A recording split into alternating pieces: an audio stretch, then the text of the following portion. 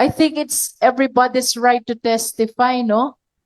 For as long as he is willing to appear and to take his oath. It applies to all, no?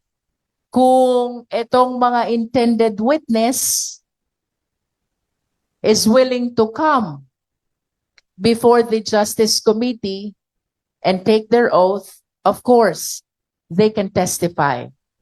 Lahat po ng ebidensya supporting the impeachment complaint has to be sworn in before the Justice Committee. Sabihin, kung may ganun nga na he is willing, he has to come home.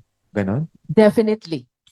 As a matter of fact, not only in impeachment process, sa lahat ng investigative body, dapat lahat ng witnesses under oath, which therefore means you have to come and take your oath before you give your testimony.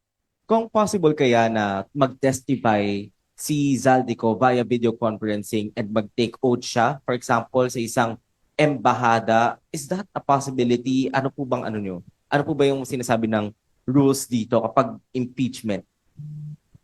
Magte-testify siya. I haven't seen that under the rules. Ang nasa ilalim po ng rules ng impeachment, dapat sa Justice Committee Chair, panunumpaan lahat ng affidavits and counter affidavits. And that includes the giving of testimony before the Justice Committee.